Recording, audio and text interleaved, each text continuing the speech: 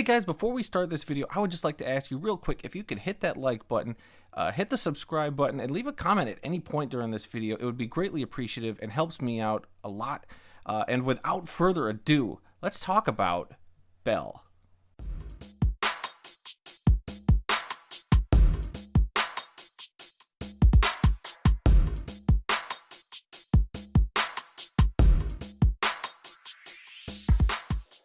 A high school student becomes a globally beloved singer after anonymously entering a fantastic virtual world. When she crosses paths with the mysterious avatar known as the Beast, she begins to feel drawn to him and tries to figure out his real-world identity. I want to start off this review by making it clear that I did not get to see the subtitled version of this, which is what a lot of anime purists prefer and declarate.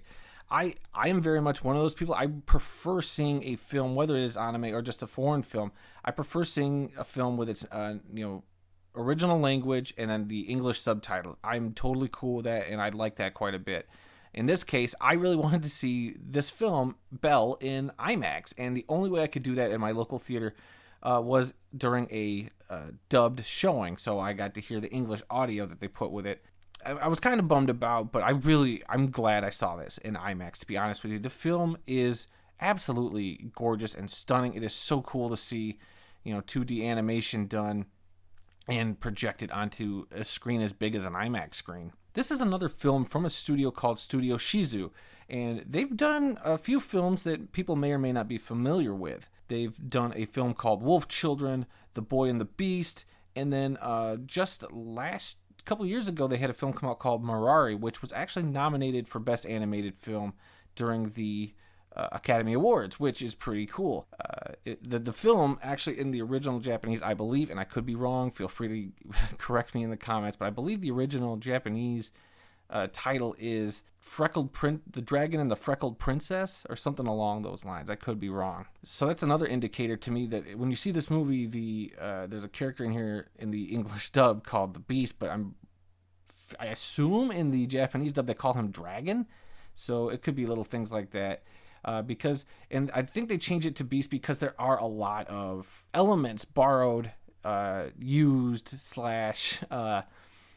I won't say ripped off, but they really are heavily influenced by Beauty and the Beast, and that's something that I kept reading before going into this. I heard how good the film was, and I kept seeing repeatedly, it's a take on Beauty and the Beast, the original 1700s French story. And I was like, okay, cool, that should be an interesting twist, because you have a character called Belle and a beast, so Belle and the Beast, Beauty and the Beast. Okay, let's do this. And to be honest with you, that is such a, I won't say underused, but it definitely doesn't anchor the film in the way that I thought it would. This film is more about a character named Chizu, and Chizu is this girl in a small town in Japan. She's dealt with family tragedy. She's, that's kind of caused her to not be a shut-in, but kind of keep everything kind of bottled up. She doesn't really talk to many people, keeps to herself. She's very quiet. And a lot of the stuff she loved to do is more, kept inside. She can't sing anymore as much as she loves singing. And so she struggles with it. And then one day her friend invites her to be a part of this online kind of a community, kind of this virtual world, which we've seen in many anime, where a person goes into a virtual world to not be themselves. So it's a typical setup where a character goes into a virtual world to be something that is not themselves but is themselves. And so this Suzu character goes into this virtual world, and the way this virtual thing sets up is it I guess it bioscans you, or I don't know how that works, and it creates your avatar. You don't get to pick your avatar or create it. It creates your avatar for you based on you, and that's what the little world is called. It's called You, just the letter U.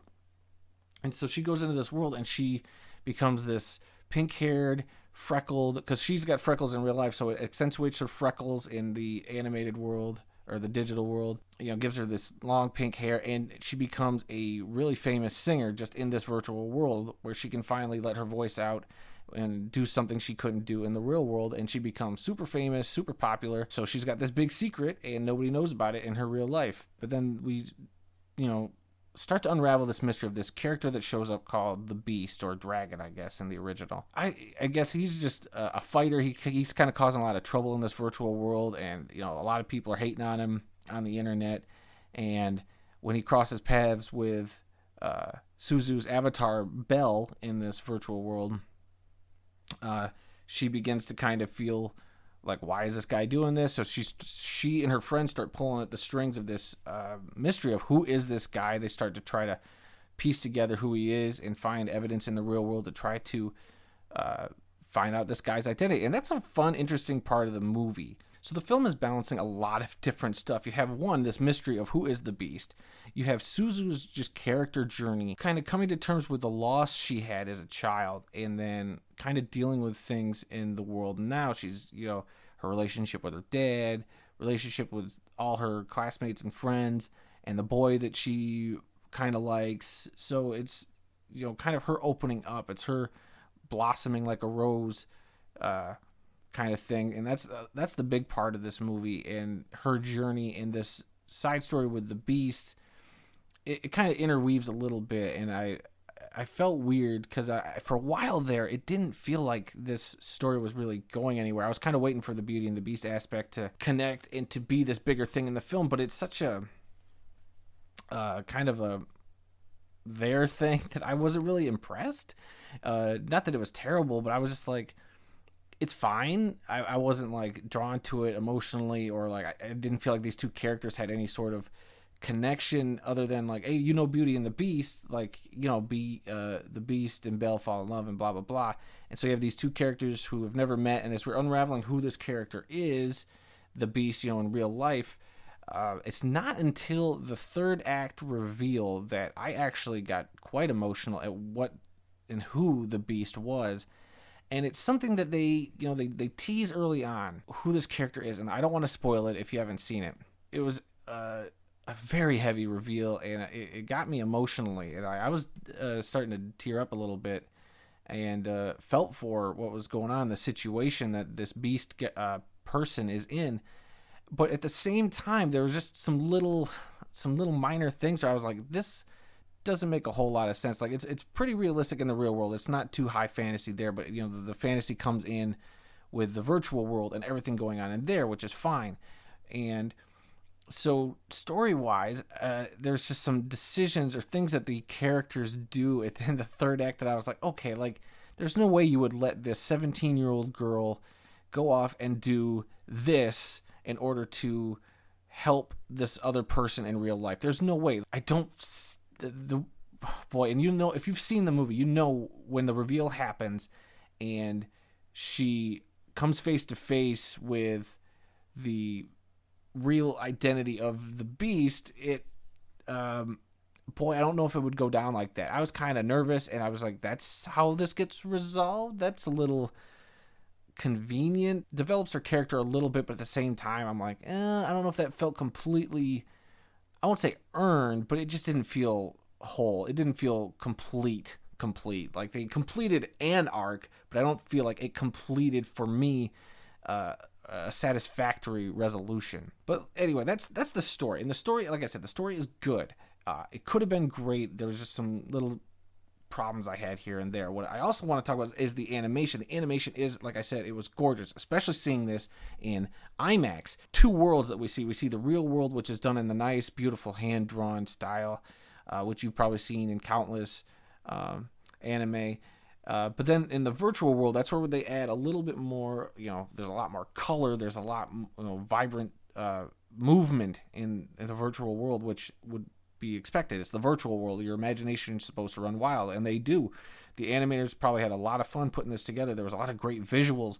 But the one thing that got me a little bit was they implemented a little bit of the 3D, I don't know if it's rotoscoping, what you want to call it, but they added a little bit of the 3D animation to the 2D drawing, and it threw me at some points. I didn't think it looked great. It was a little jarring, but it works because it's the digital world, so it's going to have a different feel to it, which I appreciated. I've never been a fan of this hybrid 2D, 3D animation that has been happening a lot with anime. But yeah, so there's that, and it didn't take me completely out of the movie. There's just a few times where I'm like staring at the Belle character and just being like, boy, it just, the movements feel weird and just jarring. I get that it's the digital world, and it took a while to kind of settle into that that visual style. But once you do, I think it soars, it works, it's gorgeous. So is this worth your time? If you could go see this in a theater, I would highly recommend seeing this in a theater. I think there's a lot here to really enjoy. There's, there were moments I laughed, moments where I pretty much cried. Well, I won't say I cried, but I definitely had a couple tears. You had to, dab them up a little bit. But in terms of overall, I think this movie, where it lacked was some of the story elements. I think the characters were great, but I just feel like some of the logic there at the end, even though it's like half fantasy world, half real world, I think it definitely dropped the ball a couple points. And just in terms of logic, it just didn't completely land for me in parts at the end. But overall, I left going, I was glad I saw it. So I'm going to give Belle a B-. I really did enjoy this film. I think its shortcomings were in just a couple of narrative issues I had, on top of, I think the voice acting, which is what I have to grade this on, the voice acting on part of the English voice actors, while they weren't terrible, and they weren't great, they were very middle of the road, very serviceable at times. There were times where I was like, okay, I liked what they did there, or times I was like, wow, they really just kind of playing it flat. So that's kind of where my bigger issues come from, and knocks it down to a B-. But I'm hoping and wondering if I saw this again with the original Japanese language, how different it would be, and maybe that's something I could explore later on. But as of now, just in terms of what this film was, I don't see the story changing that much, and obviously everything else, the animation, the direction, the art style, all that, is what it is. And I thoroughly enjoyed all that aspect of it. And I think that it was definitely worth checking out in IMAX. It was gorgeous. Like I said, it was gorgeous to see this on a big screen like that. What did you guys think? Have you guys gotten a chance to see this film? Is it even on your radar? Let me know. Please hit that like button again, guys. Subscribe if you haven't. And leave a comment below. Is this something you might be interested in seeing? Is this something that, is there something that maybe I'm missing about this film? If you've seen it, I'm very curious to know. So yeah, I guess until next time, guys, I'll be seeing you.